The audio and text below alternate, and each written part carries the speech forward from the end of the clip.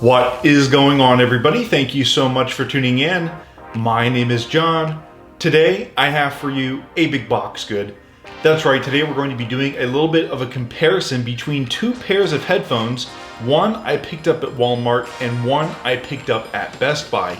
That's right, today we're going to be comparing the Sony CH510 I picked up at Walmart for $59.95, and we're going to be comparing them to the JLab Studio active noise cancellation headphones I picked up at Best Buy for $59.99. Both are similar prices, but do come with features that the other one does not have at their respective price point. So we're going to break that down today and go over the minuses and negatives of each pair.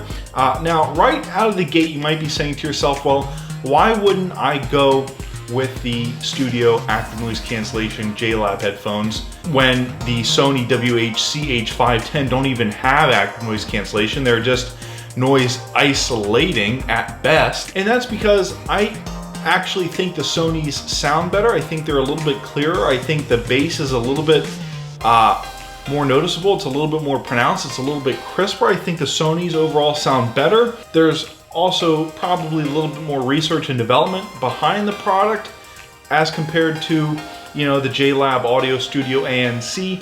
Sony is a more reputable brand. They just have more know-how when it comes to audio equipment, I presume.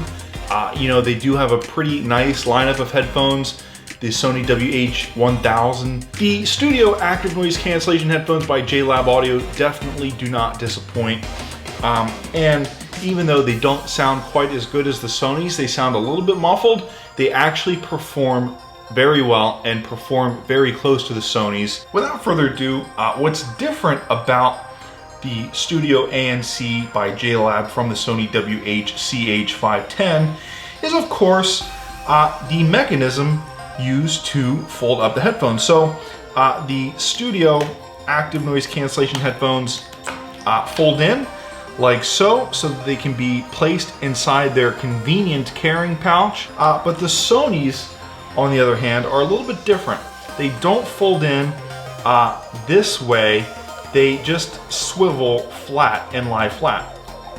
Also, what's different, both are constructed very well, by the way, but what's different about the Sonys is that they do incorporate an all-plastic design, as where the Studio active noise cancellation by JLab have some metal pieces on the side there, and you can probably hear that when laying them down as well. That's plastic, right? And then if we just lay down, yeah, they're definitely thicker. The Studio ANC headphones are like big marshmallows, really, as where the Sonys are more like pads. What's actually kind of similar about the two is the circumference of the drivers, but as you can see with the Studio ANC, you do get some blue ear cups. One thing that I don't like about the Studio ANC is they do come with this clicky tactile button on the side, which is only good for like one function. You can't skip tracks or pause your audio. You can only, I think, turn the active noise cancellation on and off. All of the functionality really happens through the volume up and down button and the power button, which is used to activate the voice assistant, as where the volume toggles are used to fast forward and rewind tracks. I'm kind of disappointed because I've actually had a pair of JLab headphones before, a pair of workout earbuds, and they had a multi-touch gesture touchpad on the side, which I thought was really nice. And they were really inexpensive earbuds. So one thing I want to point out, the Sonys actually utilize USB Type-C. You can see that right there, as compared to the JLab Studio active noise cancellation, which utilize a micro USB. Yeah, even though this headband looks a little bit childish with the JLab logo on top of it, it's actually a really nice cushioned headband. The Sonys are a plastic headband, even though very durable. No cushion whatsoever. They're kind of skeleton-like, if you will. What's different about the Sonys from the JLab Studio ANC is you do get some tactile feedback when you slide the ear cups or adjust the ear cups up and down, as where with the Studio ANC, they are more of a sliding mechanism and don't make any noise or give any feedback. But anyways, so both I really enjoy listening to. The Sonys are my go-tos when my earbuds are dead and when I'm going out for a walk or getting some form of exercise and I want to just amp it up a little bit. The Sonys are nice and loud. They're louder and have a heavier bass than, say, a standard pair of wireless earbuds. And you know, the Studio active noise cancellation, even though don't offer as rich of a sound profile as the Sonys, you still get active noise cancellation, which makes these really nice if you want to travel with them, say on a plane or a train or a bus. Okay, so now that I have basically showed you what I like and what I dislike about each and have sort of compared them, let's actually do a little bit of a sound impression. So I've actually got both connected to my iPhone here. So we'll bring in the handy dandy iPhone, we'll pull up music, and I've got some songs loaded up here. Yeah, so by the way, this button down, or this LED light down here will let you know that the active noise cancellation is turned on or off. Without further ado, let's go ahead and see how the Studio ANC sound. We've got the right side, we've got the left side here. First thing that I want to mention is the active noise cancellation is pretty good. Let me just slip on the Sonys real quick. I can tell you right now that these having only noise isolation, the Studio ANC by JLab are just far superior when it comes to blocking out unwanted noise. However, I do think the Sonys sound better. Let's go ahead and throw the JLab Studio ANC on and see what they sound like. I can hardly hear myself speak. I'm listening to music at full volume. As you can see, I have this decibel meter. It's telling me that the headphones are too loud, first and foremost, but we're pulling about 98 decibels from these headphones.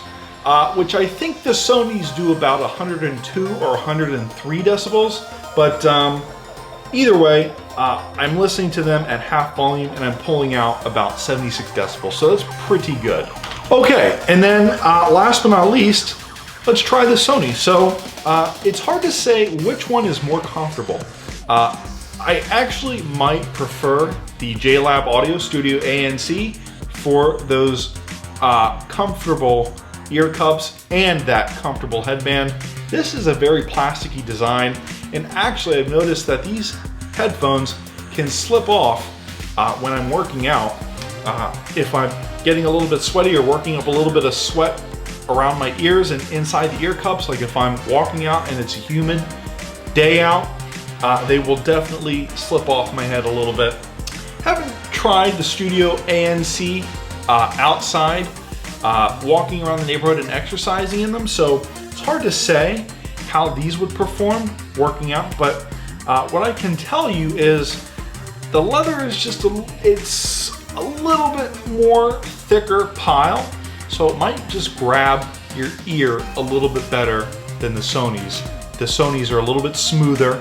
Okay, I can hardly hear myself. Well, it's full volume, but it's not to the extent that I couldn't hear myself at all, like with the JLab Audio Studio ANC. 96, 97 decibels.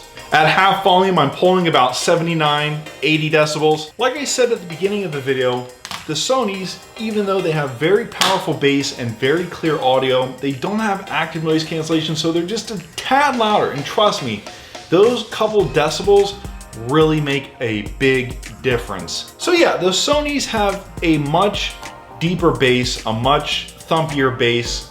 They get a little bit louder. I think at half volume with the Studio ANC by JLab, we were doing about 73, 74 decibels. And with the Sonys, we were doing about 79, 80 decibels at half volume. And of course, at full volume, we were doing, 98 decibels compared to 93, 94, 95 decibels respectively with the JLab Audio Studio ANC.